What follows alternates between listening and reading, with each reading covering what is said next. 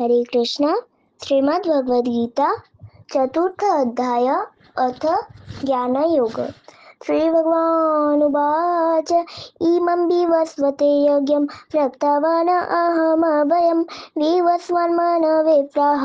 मनु इक्षकवे अब्रवीत् एवं परम्परा प्राप्तम् इमं राजर्षय विदुः सकालेन इह महता यज्ञनष्टः परन्तप स एव अयं मया ते अद्य यज्ञः प्रोक्तः पुरातनः भक्त असि मे सखा च इति रक्षसामि एतत् उत्तमम्। अर्जुन उवाच अपरं भवत जन्म परं जन्म विवस्वतः कथमेतद्विजानीयं तम् आदौ प्रोक्तवान् इति। श्रीभगवानुवाच बहूनि मे व्यतीतानि जन्मानि तव च अर्जुन तानि अहं वेद सर्वाणि ज्ञातं वेतु परन्तप अजपि शन अव्यय आत्मा भूतवानमीश्वरपि शन प्रकृतिं त्वम् अधिष्ठाय सम्भवामि आत्ममयया यदा यदा हि धर्मस्य ग्लानिर्भवति भारत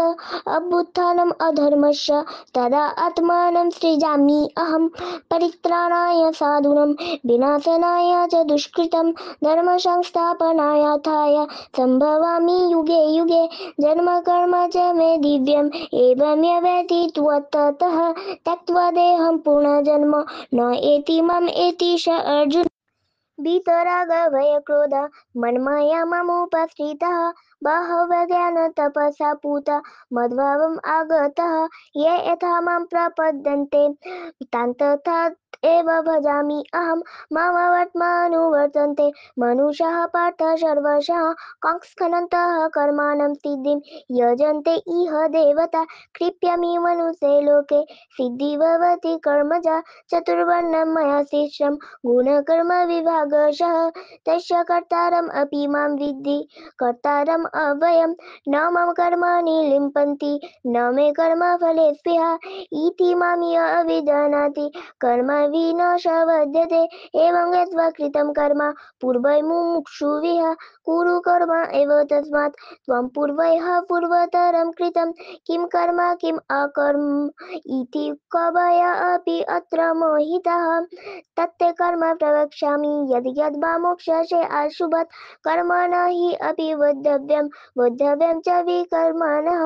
अकर्मण च वद्धव्यं गहन कर्म न गोतिः कर्मणि अकर्म इह पश्यत् अकर्मणि च कर्म यः स बुद्धिमान् मनुष्येषु स युक्तः कृष्ण कर्मकृत् यस्य सर्वे समारम्भाः काम संकल्पवर्जिताः ज्ञान अग्निदग्ध्वा कर्माणं त्वम् आहुः पण्डितां बुधाः त्यक्त्वा कर्मफलासङ्गं नित्यतृप्ता निराशयः कर्मणि अविप्रवृत्त अपि न एव किञ्चित् करोति सः निराशी यत्र चित्तात्मा त्यक्त्वा सर्वपरिग्रहः शरीरं केवलं कर्म कुर्वन् न आप्नोति क्लिम्बिषं यदृच्छया लभसन्तुष्ट द्वन्द्व अतीत विमुत्सरः समः सिद्ध असिद्धौ च कृत अपि न निबध्यते गतसङ्गस्य मुक्तस्य ज्ञानावस्थितचेतसः यज्ञाय आचरतः कर्म न मग्नं प्रविलीयते ब्रह्म अर्पणं ब्रह्म हवि ब्रह्म अग्नौ ब्रह्मणाहुतं ब्रह्म एव ते गन्तव्यं ब्रह्म कर्म समाधि दैवमेव अपरे यज्ञं योगिनः पर्युपासते ब्रह्माग्नौ अपरे यज्ञं यज्ञेन एव उपजुहति सत्रादीनीन्द्रियाणि अन्ये संयम अग्निषु जुहति शब्दविषयान् अन्ये इन्द्रिय अग्निषु जुहति सर्वाणि इन्द्रियकर्माणि पापकर्माणि च अपरे आत्मसंयम योग अग्नौ जह्वति ज्ञानदीलिपे द्रव्ययज्ञा तपोयज्ञा यज्ञयज्ञत्वा तथा अपरे श्रद्धाय ज्ञानयज्ञा च ययत्तस्य संशितव्रतः अपाने जुहति प्राणं प्राणे अपानं तथा अपरे प्राण अपान गतिरुद्धा प्राणायाम परायणः अपरे नियत आहाराः प्राणान् प्राणेषु जुहति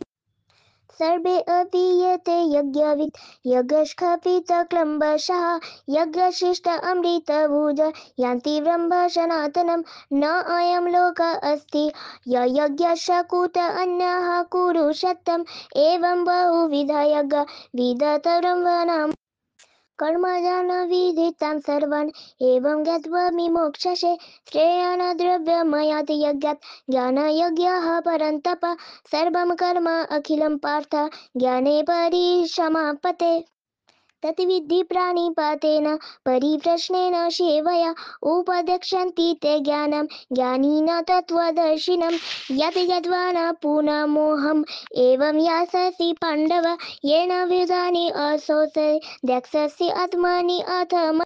अपि च तोषि पापेभ्यः सर्वेभ्यः पापकृतमः सर्वं ज्ञानप्लवेन एव वर्जिनं शरन्ति शशि यथा इदं शशि समिध्य अग्निभस्मासात् कुरुते अर्जुन ज्ञानाग्निः सर्वकर्माणि भस्मासात् कुरुते तथा न हि ज्ञानेन सदृशं पवित्रम् इह विद्यते तत् स्वयं योगः संसिद्धः कालेन आत्मनि विन्दते श्रद्धावान् लभते ज्ञानं तत्परः संयत इन्द्रियः ज्ञानं लब्धा परं शान्तिम् अचिरेणाधिगच्छति यज्ञ च अश्रद्धा ध्यान च संशय आत्मा विनश्यति न अयं लोक अस्ति न पर न सुखं संशय आत्मा